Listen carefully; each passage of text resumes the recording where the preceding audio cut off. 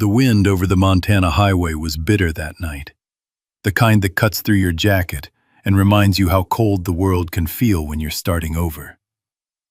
A tired Navy veteran sat inside his old truck at a quiet gas station, with nothing but a loyal German shepherd beside him and a future that looked uncertain. Then suddenly, the dog began barking loud, urgent, refusing to stop. What that dog led him to that night would reunite him with a man from his past and start a chain of events that would change an entire town. But before we continue, I'm curious, where are you watching from today? Let me know in the comments. I love seeing where this community is around the world. And if you believe stories about loyalty, courage, and second chances deserve to be heard, please like this video, share it with someone who loves dogs, and subscribe to support the channel. The town of Silver Ridge, Montana sat quietly beneath a wide gray sky. Early winter had arrived sooner than most people expected that year. Thin layers of snow covered the wooden rooftops, and the wind pushed through the empty streets like a restless tide. The mountains surrounding the town looked cold and distant, their peaks hidden behind drifting clouds. It was the kind of place where silence settled heavily in the air. A place where people woke early, worked hard, and rarely spoke about their troubles. On the edge of town, an old pickup truck rolled slowly down a narrow road dusted with snow. Inside the truck sat Michael Carter, a 38-year-old former sailor of the United States Navy. Michael was the kind of man whose face told stories long before he spoke. He stood just over 6 feet tall, with a broad, sturdy frame shaped by years of military training. His jawline was sharp and strong, partly hidden beneath a short, rough beard that had grown in since leaving the service.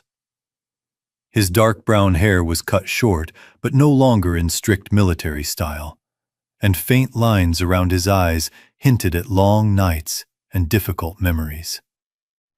His eyes were steel blue, calm, observant, and thoughtful. People who met him often noticed something steady about him, a quiet patience that came from years of discipline and responsibility. But beneath that calm surface lived a man still adjusting to a life that no longer followed orders, schedules, and missions. Michael had spent nearly 2 decades in the Navy. The ocean, the ships, and the brotherhood of sailors had shaped who he was. Now, back in civilian life, the silence of a small town sometimes felt louder than any storm at sea.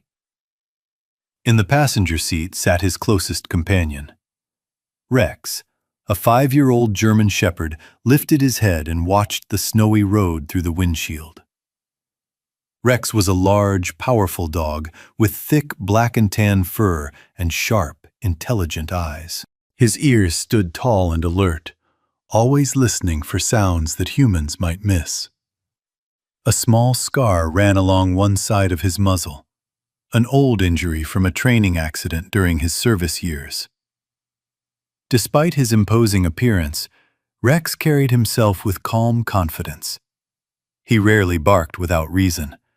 When he did, Michael knew it meant something important. The dog had once been part of a military working dog unit, trained in search, tracking, and protection. But to Michael, Rex was far more than a trained animal. He was family. Michael reached over and scratched behind Rex's ear. "Almost home, buddy," he murmured. Rex's tail thumped softly against the seat. The truck rolled past a faded sign that read, "Welcome to Silver Ridge. Population 6,214. Michael hadn't lived here in almost 20 years. Silver Ridge was where he grew up before joining the Navy at 19. Back then, the town had felt small and boring. Now, it felt strangely unfamiliar. Most of the buildings looked the same. Old diners, hardware stores, gas stations. But time had left its mark. Paint had faded, signs had rusted, and several storefronts stood empty. Michael parked outside a modest rental cabin at the edge of town. It was small but affordable, which was about all he could ask for right now. He stepped out into the cold air and stretched his stiff shoulders. The wind cut through his jacket instantly. Rex jumped down from the truck and sniffed the snow-covered ground, his nose twitching as he examined every new scent. For the first few days, Michael focused on simple things: unpacking, fixing small problems in the cabin, and searching for work. That last task proved harder than expected. Silver Ridge was not a town full of opportunities. The few job openings available were mostly temporary labor or late-night shifts. 2 weeks after arriving, Michael found himself standing inside a massive warehouse near the highway. The place belonged to Harold Whitman, a thick-built man in his early 60s who owned several storage facilities in the area. Harold had a square face, thinning gray hair, and a deep voice that sounded like gravel sliding over metal. He was the type of businessman who respected hard work, but didn't waste time on long conversations. "You say you were Navy?" Harold asked while scanning Michael's application. "Yes, sir. 17 years. Harold nodded once. "Well, Navy guys usually know how to work. I've got a night shift open. Mostly inventory and loading shipments. Not glamorous, but it pays." Michael didn't hesitate. "I'll take it." And just like that, his civilian life began. The job was simple but exhausting. The warehouse was barely heated, and the Montana winter made the nights brutally cold. Michael spent long hours lifting crates, organizing pallets, and driving forklifts under dim fluorescent lights. Rex waited for him every morning when he returned home. Sometimes Michael would sit on the cabin steps with a cup of coffee while Rex rested beside him, both of them watching the pale sunrise creep over the mountains. But despite the quiet moments, Michael could feel the pressure building. Money disappeared faster than he expected. Fuel, groceries, rent. Civilian life demanded a different kind of endurance than military service. One afternoon after finishing a shift, Michael stopped at a small roadside gas station on the outskirts of town. The place was old and slightly run down. A flickering neon sign buzzed above the door, and the wind pushed dry snow across the cracked asphalt. Rex hopped out of the truck and stretched. Michael walked toward the entrance when suddenly, Rex froze. The dog's ears snapped forward. Then he let out a sharp bark. Michael turned immediately. "What is it?" Rex's eyes locked onto something across the parking lot. On a weathered wooden bench near the side of the building sat a man wrapped in a worn winter coat. At first glance, he looked like any tired traveler resting for a moment. But Rex barked again, louder. Michael studied the man more closely. Something about the posture, the way the man leaned slightly to one side, seemed familiar. The man slowly lifted his head. His face was older now, lined with hardship, but the strong cheekbones and dark eyes were unmistakable. Michael's breath caught. "Daniel?" The man blinked in surprise. Daniel Brooks stared back at him. Daniel had once been one of the toughest sailors Michael had ever served with. Now, at 36, he looked thinner and far more worn by life. His brown hair had grown longer and messier than Michael remembered. A thick beard covered most of his jaw, and deep shadows rested under his eyes. But the biggest difference appeared when he tried to stand. He leaned heavily on a metal cane. Daniel's right leg moved stiffly, as though every step required effort. Years earlier, during a naval operation overseas, an explosion had severely injured that leg. The damage forced him to leave the service long before he wanted to. "Michael Carter," Daniel said slowly, disbelief spreading across his tired face. "Well, I'll be damned." The two men stared at each other for a moment, before breaking into wide smiles. Michael walked over and gripped Daniel's shoulder firmly. "Didn't expect to see you here." Daniel chuckled quietly. "Neither did I." Rex approached cautiously, sniffing Daniel's coat. Then his tail began to wag. Daniel laughed. "Well, look at you," he said, crouching carefully to pat the dog's head. "Rex, right? You got bigger." Michael raised an eyebrow. "You remember?"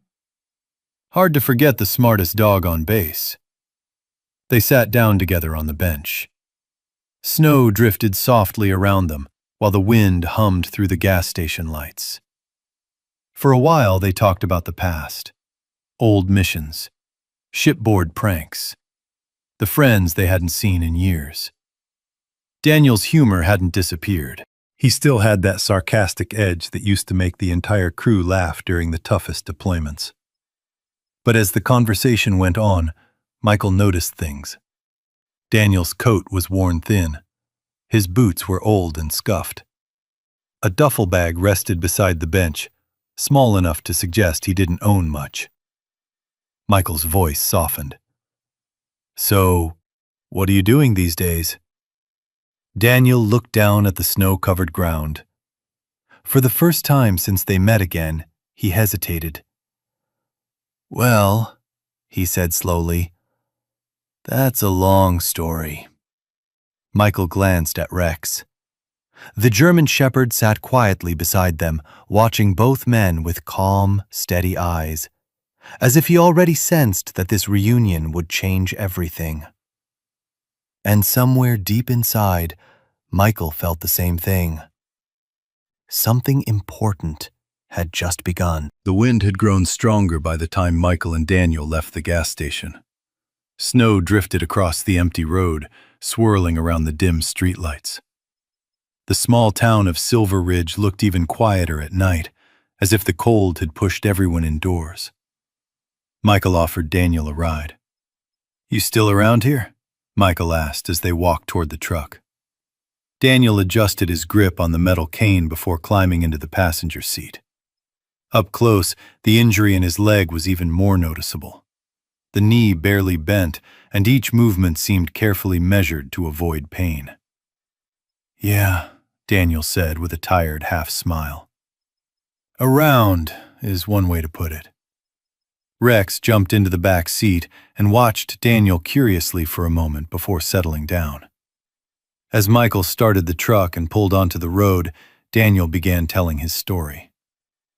When Daniel Brooks had been younger, he had the reputation of being one of the most reliable sailors in their unit. Back then, he was broad-shouldered, energetic, and fearless in the field.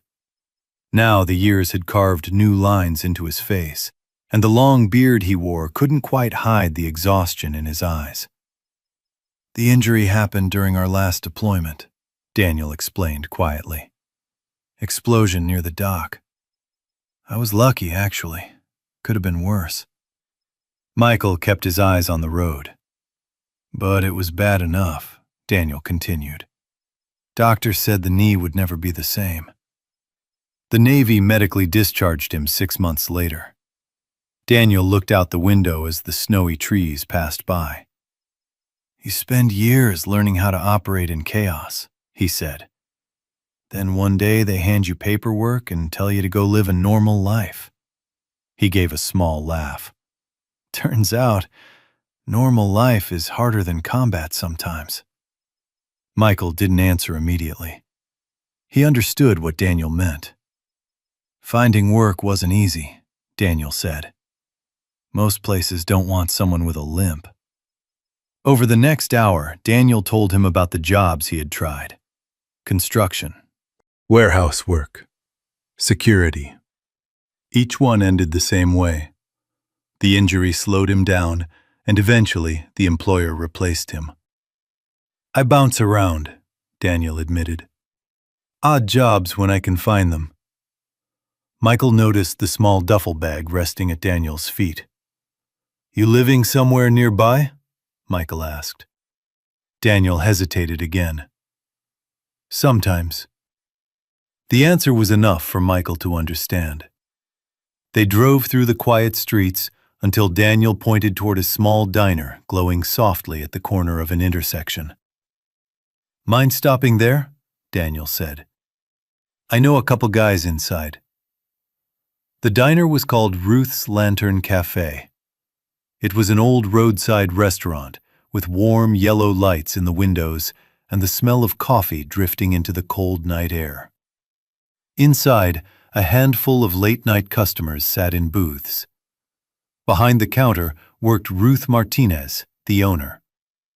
Ruth was a woman in her early 50s with strong posture and sharp, observant eyes. Her dark hair was streaked with gray and tied into a practical bun at the back of her head. She was medium height, sturdy in build, and moved through the cafe with the quiet efficiency of someone who had spent decades running the place. Ruth had a reputation in Silver Ridge for being both tough and kind. She didn't tolerate nonsense, but she often helped people who were struggling. When Daniel entered, she glanced up and nodded. You're late tonight, she said in a calm but firm voice. Had company, Daniel replied, gesturing toward Michael. Ruth studied Michael briefly, her gaze sharp but not unfriendly. Friend of yours? Old Navy. Ruth's expression softened slightly. Sit down, she said. Coffee's fresh. Michael and Daniel took a booth near the window. Rex lay down beside the table, his head resting on his paws while he quietly watched the room. A few minutes later, two other men joined them. The first was Thomas "Doc" Henderson. Doc was in his early 40s, tall and thin, with narrow shoulders and a thoughtful face. His sandy blonde hair had begun thinning at the temples, and thin rectangular glasses rested on his nose. A faint scar ran across his left eyebrow. Doc had once served as a battlefield medic during overseas operations, the kind of man who could remain calm in the middle of chaos. Now he worked as a night security guard at a storage facility. Doc spoke softly and politely, but there was a tiredness behind his careful words.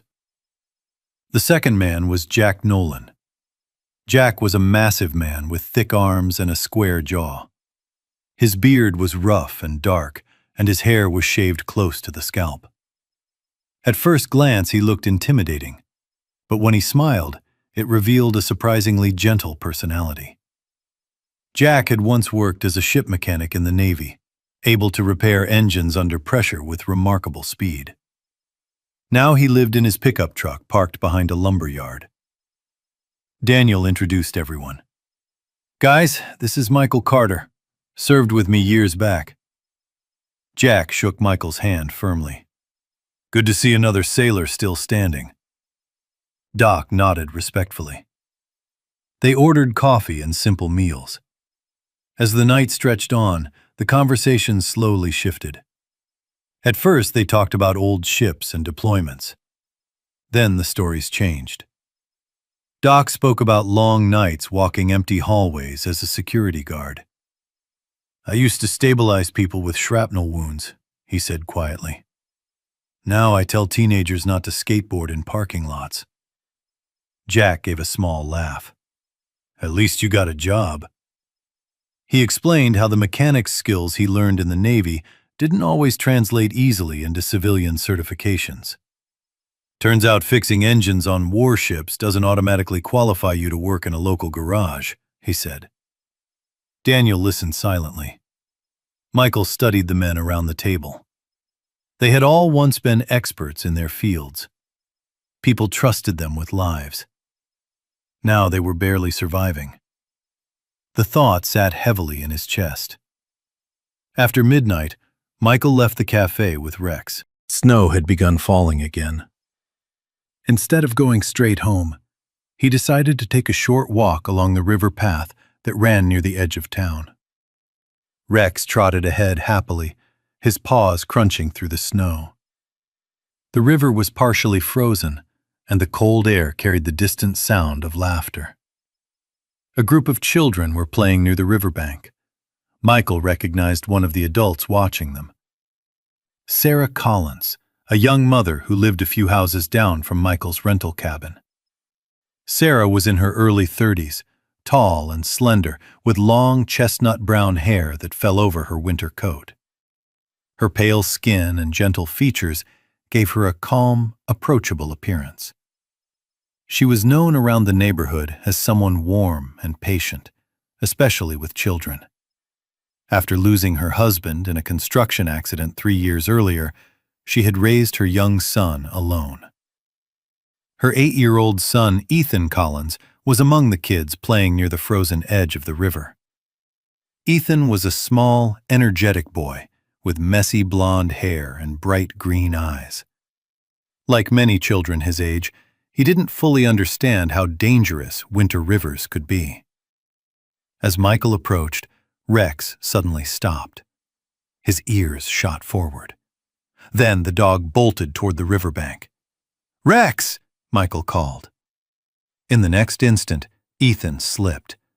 The thin snow beneath his boots collapsed, and the boy slid down the icy slope toward the freezing water.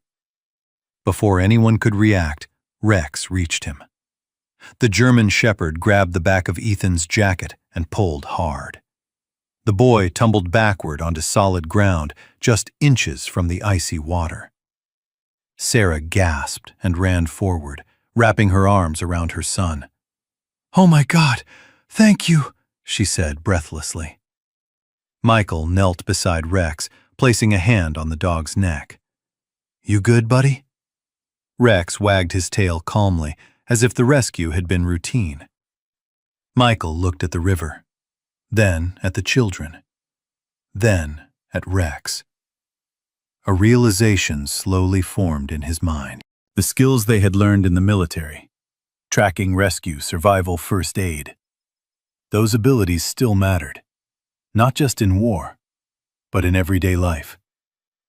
As Michael stood there, watching Rex proudly accept Ethan's grateful hug, a small but powerful idea began taking shape in his mind. He didn't say it out loud yet, but for the first time since leaving the Navy, Michael Carter felt a sense of direction again. The morning after the incident at the frozen river arrived with a pale, quiet sunrise over Silver Ridge. Thin streaks of light stretched across the snow-covered mountains, while the town slowly came to life. Michael Carter stood outside his small rental cabin, holding a steaming mug of coffee in his gloved hands. The cold Montana air stung his face, but he barely noticed it. Beside him sat Rex. The German shepherd rested calmly on the wooden porch steps, his thick black and tan coat glowing softly in the early morning light. His ears twitched at distant sounds, passing trucks on the highway, the creaking branches of pine trees, the distant bark of another dog somewhere across the valley. Rex lifted his head and looked up at Michael. Michael scratched behind the dog's ear thoughtfully. "You knew what to do last night, didn't you?" he murmured. Rex wagged his tail once. Michael stared toward the mountains. The idea that had begun forming the night before was now growing stronger in his mind. For years in the Navy, he and the men he served with had trained relentlessly. Navigation, survival, rescue operations, emergency response. Those skills had saved lives. But now, many of those same men were struggling to survive in civilian life. Michael took a slow breath. "What if?"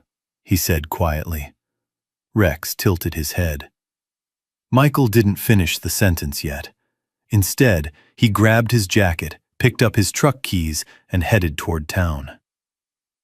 Later that morning, Michael walked into Ruth's Lantern Cafe again. Warm light filled the room, and the smell of fresh coffee and eggs drifted through the air. Behind the counter stood Ruth Martinez, wiping down the surface with a towel. When she saw Michael, she gave a small nod of recognition. "Morning, Navy," she said. Michael smiled slightly. "Morning." Daniel Brooks was already sitting in a booth near the window. He looked tired, but there was a familiar spark of humor in his dark eyes as Michael approached. "Well, look who decided to come back," Daniel said. "You miss my charming personality already?" Michael slid into the seat across from him. "Something like that." A moment later, Doc Henderson and Jack Nolan joined them, carrying coffee mugs. Jack dropped heavily into the booth. "So what's the emergency meeting about?" he asked. Michael leaned forward slightly. "I've been thinking about something." The table grew quiet. Michael looked at each of them in turn. "You ever notice something strange?" he said. "We spent years learning skills that most people don't have. Skills that save lives." Doc nodded slowly. "And now we're guarding warehouses and sleeping in trucks." Jack chuckled dryly. "That about sums it up." Michael continued. "What if we didn't just look for jobs?" Daniel raised an eyebrow. "What are you talking about?" Michael's voice became more focused. "What if we created something instead?" The men exchanged confused glances. Michael continued. "A survival training center." Daniel blinked. "Wait, what?" Michael leaned back slightly, letting the idea settle in the air. "Think about it," he said. "People go camping, hiking, fishing, but most of them don't know the first thing about real survival." Doc listened carefully. Michael continued. "We teach them." Jack scratched his beard. "Teach them what exactly?" Michael began listing the skills one by one. "Daniel teaches navigation and wilderness survival." Daniel stared at him. "You serious?" Michael nodded. "Doc teaches emergency medical response." Doc adjusted his glasses thoughtfully. Michael looked toward Jack. "You teach mechanical survival, how to fix equipment, build shelter, basic field repairs." Jack leaned back slowly. "And where exactly is this school of yours supposed to happen?" Michael paused. "I found a place yesterday." The men looked surprised. "A farm outside town," Michael said. "Old property, been abandoned for years." Daniel frowned. "You're talking about the Wilson Ranch?" Michael nodded. The Wilson Ranch sat about 10 miles outside Silver Ridge. It had once been a thriving cattle farm, but after the owner died, the property fell into disrepair. The barns sagged, fences had collapsed, and weeds grew where pastures once stood. But the land itself was still good. Wide open fields, nearby forests, a river running along one edge. Perfect terrain for survival training. Jack let out a low whistle. "That place is huge." Michael nodded. "And affordable." Daniel leaned forward. "How affordable?" Michael hesitated for a moment. "Everything I've got." The table went silent. Daniel stared at him. "You're going to spend your entire savings on this?" Michael nodded calmly. "I am." Jack shook his head slowly. "That's risky, man." Doc studied Michael carefully. "You really believe this could work?" Michael looked down briefly at Rex, who had followed him inside and now lay quietly under the table. "Last night," Michael said, "Rex saved that kid because he knew what to do." He looked back up. "People need those skills." Daniel leaned back and crossed his arms. "You're serious?" "Dead serious." Daniel rubbed his beard thoughtfully. You know what this means, right? Michael nodded. Hard work. More than that, Daniel said. It means betting everything. Michael met his gaze. I already spent my life serving something bigger than myself. He paused. Why stop now? The silence lasted several seconds. Then Jack suddenly laughed. Well, hell, he said. If we're building something crazy, I'm in. Doc nodded slowly. I could teach first aid classes. Daniel looked at all of them. Then he looked down at his injured leg. For a moment, doubt crossed his face. But then he smiled faintly. Guess I could still teach someone how not to get lost in the woods. Michael grinned. Then we're doing it. 2 weeks later, the 4 men stood at the entrance of Wilson Ranch. Snow still covered parts of the field, but sunlight stretched across the wide property. Old barns leaned slightly to one side. Fences had fallen, and the farmhouse needed repairs. It looked rough, but it was theirs. Rex ran across the open field, barking happily. Daniel watched him and shook his head. Your dog seems to like the place. Michael smiled. He's the assistant instructor. Doc laughed. You're joking. Michael shook his head. Search training. Rex barked again as if agreeing, but the excitement didn't last long. The problems came quickly. The repairs cost more than expected. Tools were expensive, and weeks passed without a single student signing up. Some people in town even laughed at the idea. One afternoon, Michael overheard 2 men talking outside the hardware store. Survival school? One of them said. What's next? Navy boy teaching bears how to fish? They laughed and walked away. Michael didn't respond. But that night, as he stood in the cold wind at the edge of the ranch, staring across the empty land, he felt the weight of the decision he had made. Every dollar he had saved was now invested in this dream. And if it failed, he would lose everything. Rex walked up beside him and sat quietly. Michael looked down at the dog. Well, partner, he said softly. Guess we're all in now. Winter tightened its grip on Silver Ridge as the months passed. By early January, the fields surrounding Wilson Ranch were buried under thick blankets of snow. The wooden barns Michael and the others had repaired stood against the white landscape like stubborn survivors of time. Smoke occasionally drifted from the small farmhouse chimney, where the men gathered in the evenings to plan lessons and talk about the future. But the future had not yet arrived. The Survival Training Center existed, but barely.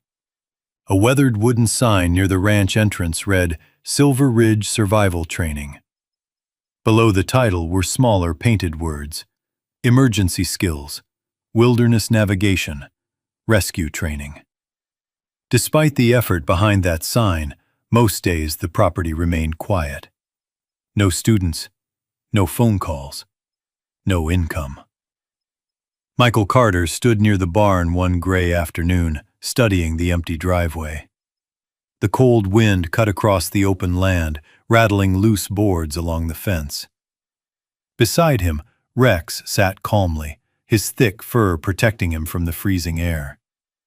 The German shepherd had grown stronger since moving to the ranch, spending his days running across the fields and exploring the nearby forest. Michael crouched and ran a hand along the dog's neck. Starting to feel like we built a school nobody wants, he said quietly.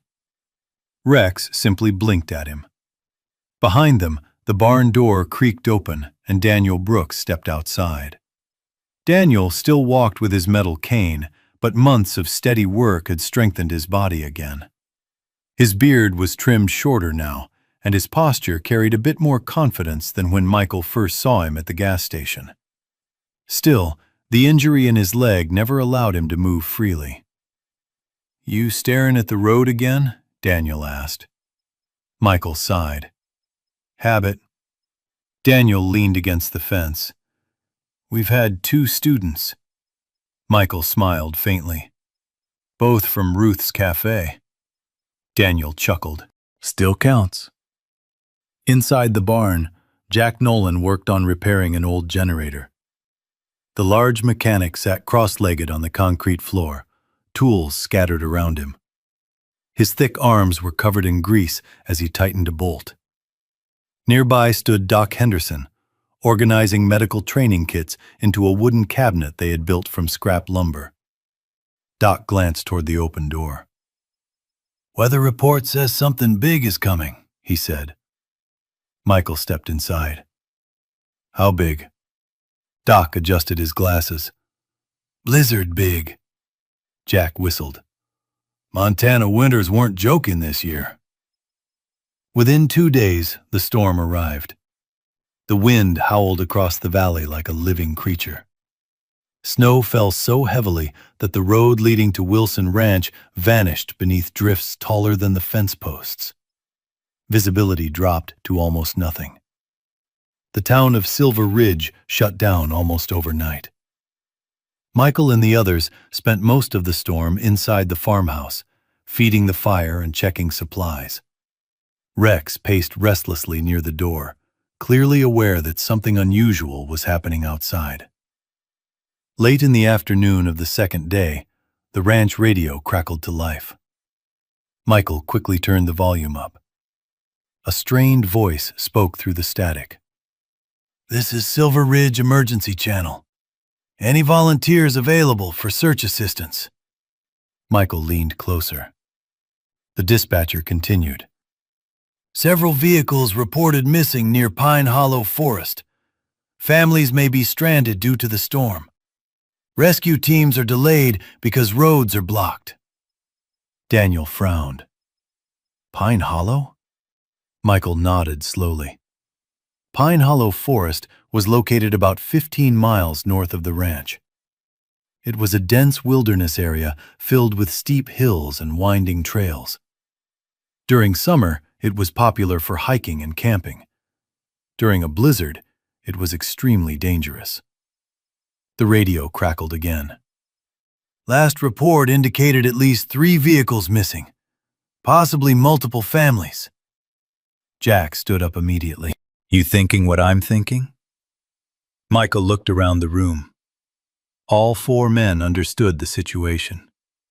Official rescue teams might take hours to reach the forest. Hours that trapped families might not have. Michael grabbed his heavy coat. We go now. Daniel tightened his grip on his cane. You sure? Michael looked directly at him.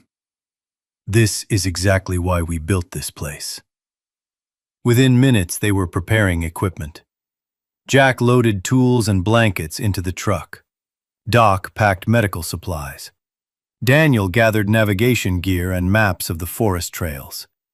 Rex waited by the door, alert and ready.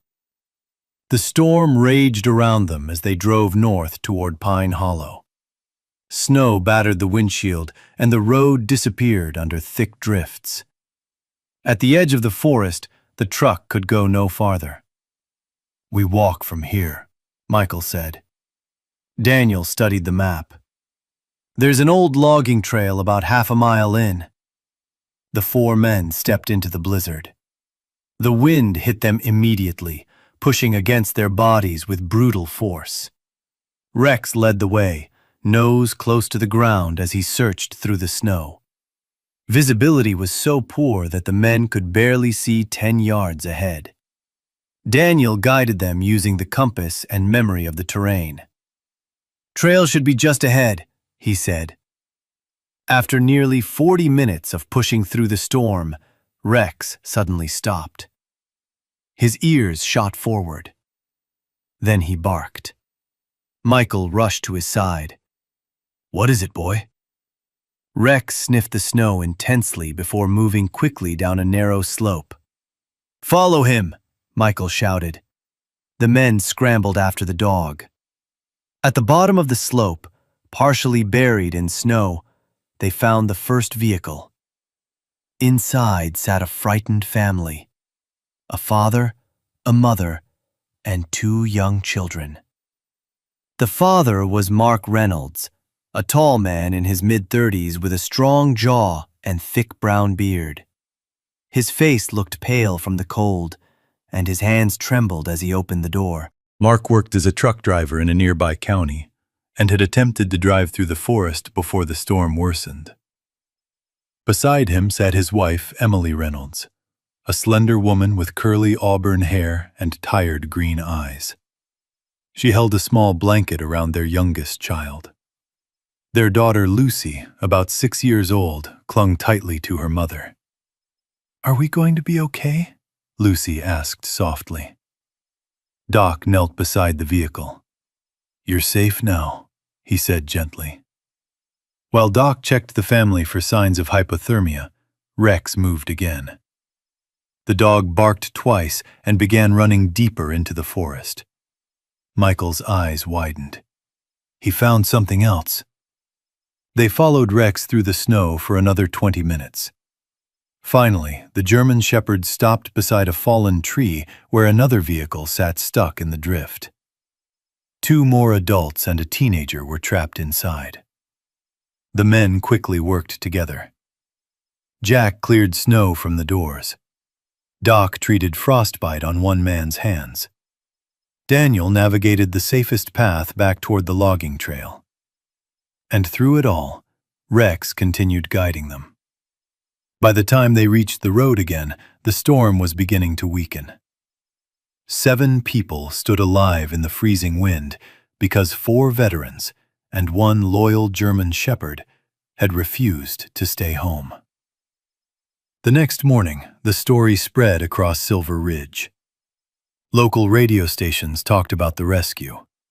The town newspaper printed a headline: "Veterans Save Families During Blizzard." Michael stood outside the ranch later that day as Rex ran happily through the snow. For the first time since opening the training center, cars began appearing at the end of the driveway. People wanted to learn the skills that had saved those families. And suddenly, Silver Ridge survival training was no longer empty. Spring came slowly to the valley surrounding Silver Ridge. The heavy snow that once buried the fields of Wilson Ranch gradually melted away under weeks of gentle sunlight. Patches of green grass returned to the land, and the tall pine trees surrounding the property stood fresh and alive again. Where the ranch once looked abandoned and forgotten, signs of life had begun to appear. A gravel parking area that had once sat empty now held several pickup trucks and family SUVs. The old barns that Michael and the others repaired were no longer quiet storage spaces, but classrooms filled with activity. The sign at the ranch entrance, "Silver Ridge Survival Training," no longer stood alone in the wind. People were finally coming. The rescue during the blizzard had spread quickly across the small town. At first, it was only word of mouth, neighbors telling neighbors about how a group of veterans had walked into a storm to rescue stranded families. Then the local newspaper printed a full story. Soon, the county radio station invited Michael to speak about what happened. Within weeks, people from nearby towns began driving out to the ranch. Parents wanted their children to learn outdoor safety. Hikers wanted to understand survival techniques. And many young people simply wanted to learn skills that made them stronger and more confident. For the first time since the ranch opened, the training fields were full of voices. On a bright summer morning, Daniel Brooks stood in the middle of an open clearing with a group of students gathered around him. The former sailor had grown more comfortable in his role as a teacher. His thick beard was neatly trimmed now, and his posture carried the quiet authority of someone who truly understood the wilderness. Though his injured leg still required the support of a cane during long walks, Daniel had adapted his teaching style to it. He used patience and careful explanations rather than physical demonstrations. In front of him stood a group of teenagers learning how to build a temporary shelter. Daniel pointed toward the tall pine trees surrounding them. "When you're lost in the forest," he said calmly, "panic is your worst enemy. The first thing you do is stop, breathe, and think." The teenagers listened carefully. Nearby, Jack Nolan worked with another group beside a small wooden workshop. Jack had turned one section of the old barn into a repair station filled with tools and spare equipment. Under his guidance, students learned how to repair damaged gear, build emergency cooking stoves, and fix broken machinery. Jack's rough beard and powerful build still made him look intimidating at first glance, but those who worked with him quickly discovered his patience and dry sense of humor. "Rule number 1, Jack said as he handed a wrench to a teenage boy. "If you panic when something breaks, you're already halfway to making it worse." The boy laughed nervously as Jack helped him adjust the bolt. Inside the farmhouse, Doc Henderson taught a small medical class. Tables were covered with bandages, splints, and emergency kits. Doc carefully demonstrated how to treat cuts, stabilize injured limbs, and recognize signs of hypothermia. The former battlefield medic had rediscovered a sense of purpose in teaching. His calm voice and steady hands reassured even the most nervous students. "First aid isn't about being fearless," Doc explained gently. "It's about staying calm when others can't." Among the students were parents, hikers, and several local volunteers. One of the newest volunteers was Liam Carter. Despite sharing the same last name, Liam was not related to Michael. He was a tall, lean young man in his mid-20s with sandy blonde hair and thoughtful gray eyes. His posture was slightly stiff from an old shoulder injury he had suffered during his military service. Liam had served 4 years in the Navy before leaving after a training accident damaged his shoulder. Like many young veterans, he had struggled to find direction after returning home. When he heard about the rescue in Pine Hollow Forest, he drove 2 hours to visit the ranch. At first, he only watched the training sessions. Then, one afternoon, he approached Michael and quietly asked if he could help. Now, Liam assisted Doc during first aid classes, slowly rebuilding his confidence. Near the far end of the field, laughter echoed across the grass. Rex was the center of attention. The large German shepherd ran happily between a group of younger children who had come with their families for a weekend safety course. At 5 years old, Rex was strong, intelligent, and remarkably patient with children. His black and tan fur gleamed in the sunlight as he demonstrated search commands Michael had trained him to perform. "Find!" Michael called. Rex immediately sprinted toward a group of trees where a volunteer student was hiding. Within seconds, the dog located the person and barked proudly. The children clapped and laughed. Michael walked over and rubbed Rex's head. "Good work, partner." Among the parents watching nearby stood Sarah Collins and her son Ethan. Since the night Rex saved Ethan near the frozen river months earlier, Sarah had become one of the ranch's most enthusiastic supporters. She often helped organize weekend training sessions for families. Sarah stood tall in the warm sunlight, her chestnut brown hair tied back in a loose ponytail. Her calm green eyes followed Ethan as he ran across the grass with the other kids. For the first time in years, she seemed relaxed. "You've built something special here," she said to Michael. Michael glanced across the property. Students moved between different training areas. Voices filled the air. The ranch was alive. Later that afternoon, Michael climbed a small hill overlooking the ranch. The summer breeze moved gently through the tall grass. From that hill, he could see everything. Daniel teaching a group how to pitch tents. Jack helping students repair equipment. Doc explaining first aid techniques. Children laughing as Rex ran beside them. Michael felt a quiet sense of disbelief. Only months earlier, the ranch had nearly failed. Now it had become something far greater than he imagined. Footsteps approached behind him. Daniel joined him at the top of the hill, leaning lightly on his cane. They stood silently for a moment, watching the activity below. Daniel finally spoke. "You know something, Mike?" Michael glanced at him. Daniel nodded toward the training grounds. "You didn't just save this place." Michael raised an eyebrow. Daniel's voice softened. "You helped a lot of soldiers find their purpose again." Michael looked back down at the ranch, at the veterans working together, at the families learning new skills, at Rex, who had now flopped happily onto the grass while children surrounded him. Michael smiled quietly. Rex trotted up the hill a moment later and sat beside him. Michael placed a hand gently on the dog's head. After everything they had endured, after the uncertainty, the risk, and the struggle, they had finally built something real. A place where people could learn.